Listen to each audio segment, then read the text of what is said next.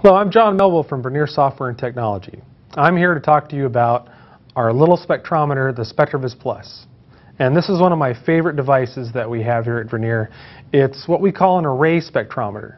So unlike older spectrometers that only looked at one wavelength at a time, this device can actually look at an entire array of wavelengths, all the way from the violet up into the red. And it can do that simultaneously, so you can use this device to actually look at the complete absorption spectra of a compound, be that nickel sulfate or chlorophyll or red food coloring. How this device actually works is there's a little light source right here, and the light travels through the cuvette. It goes through a little diffraction grating, and after it goes through the diffraction grating, that light, that little rainbow of color, is spread across a little detector which is in the back of the device. And that little detector is what can show us all of these wavelengths simultaneously. Now to calibrate it, I'm actually just going to use a sample of water. Now you need to remember that when I'm looking at absorbance is a unitless measure, so we're actually looking at the amount of light that travels through some type of solution relative to our blank. And in this case, my blank is water. So we'll calibrate the device. I can just tap on the meter screen. I just select calibrate. Wait a few seconds for it to be identified. Now, normally, most spectrometers take 10 to 15 minutes to warm up. This spectrometer only needs 90 seconds to warm up, and it's from when the spectrometer is plugged into the device. So I've been talking for over 90 seconds, so I can actually even skip this warm up if I wanted to. And now I'm going to calibrate the device, and most importantly, I'm leaving my blank in here.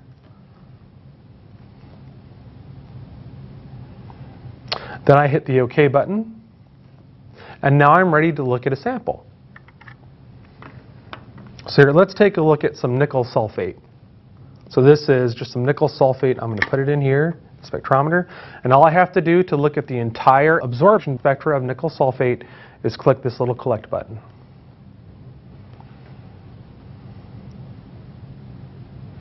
And that's a nice absorption spectra.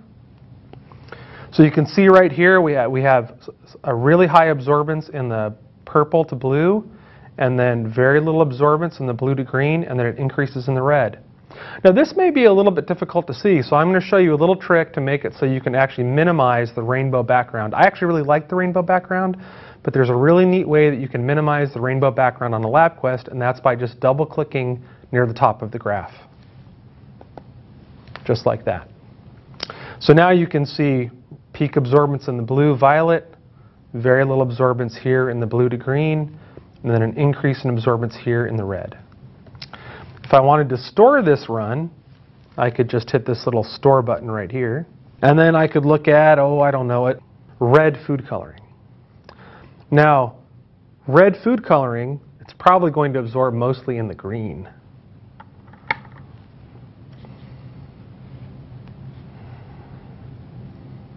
There we go.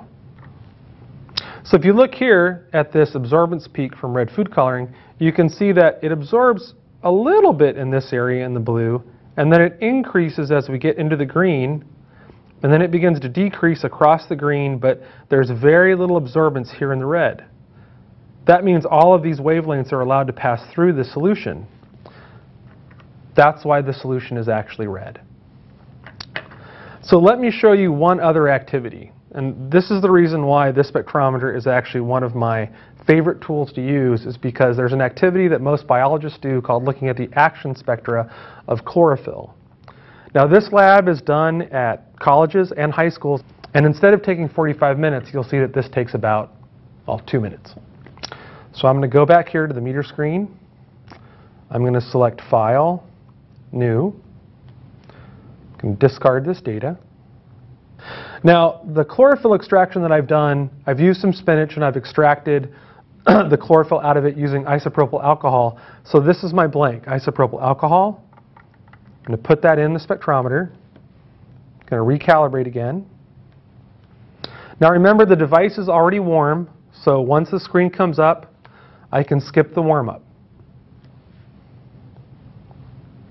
I'm going to finish the calibration.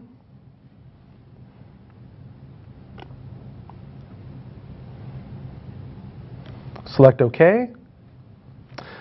And now I'm going to take my chlorophyll extraction, place it in the spectrometer, hit the collect button, and voila, there we have it. So actually, let's take a look at it. I'm going to double click on the screen again. And you can see right here, this is really nice. This is exactly what most teachers want to see, is that chlorophyll absorbs a lot in the blue and a little teeny bit in the red. Like I said, this is one of the reasons why I really love this device, is that this lab now can be done in about 2 minutes. And then you can go on to do some very interesting inquiry-based activities. Now, the other really interesting thing about this device is that it also is a fluorometer. What a fluorometer is there are some compounds, like chlorophyll, that can absorb different wavelengths of light, and then they will re-emit them.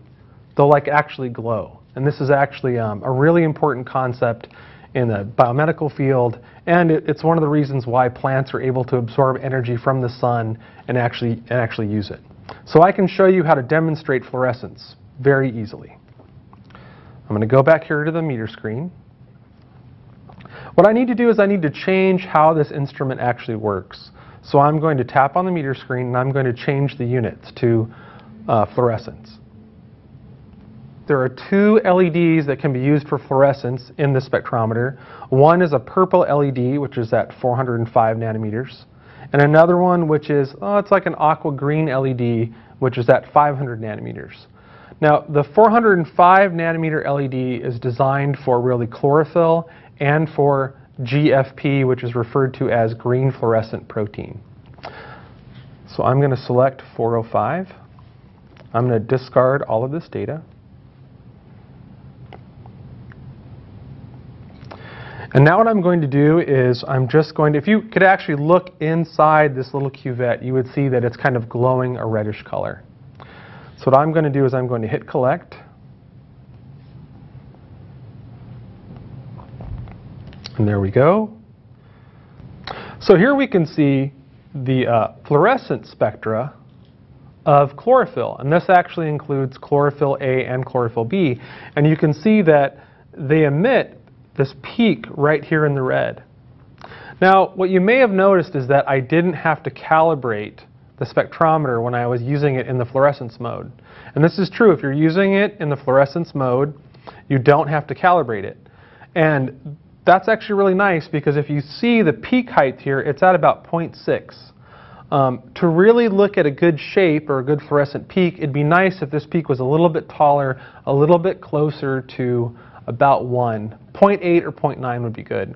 So what I'm going to do is I'm going to show you how to change what we call the sample time to allow the little detector in this device to collect more light to make this peak bigger. You can also use that to make the peak smaller in case the sample that you've put in here has overloaded the detector. Now, you would never want to change the sample time if you're using it in absorbance mode. In absorbance mode, it needs to be calibrated, and you do not want to change the sample time. In fluorescence mode, you can change the sample time to make the peak that you're seeing bigger or smaller. So to change the sample time, I need to go back to the meter screen, and I need to touch right where it says mode. And you can see these data collection parameters. There's some things called sampling time, wavelength smoothing, samples to average.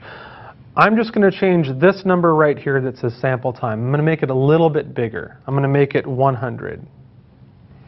And I like to think of this kind of like the shutter speed on a camera when cameras actually had shutters.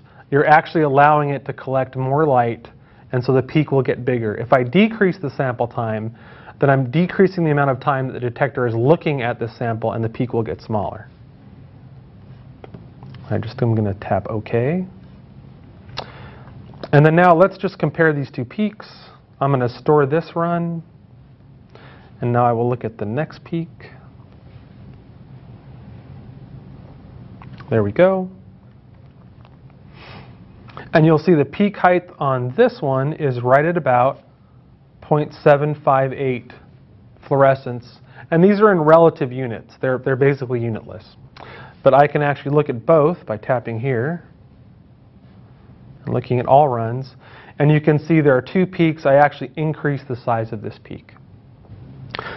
So I hope you enjoyed this little introduction to our spectrometer, the SpectroVis Plus, which is one of my favorite devices that we have here at Vernier. If you have more questions about spectroscopy or about other sensors, just visit our website, www.vernier.com.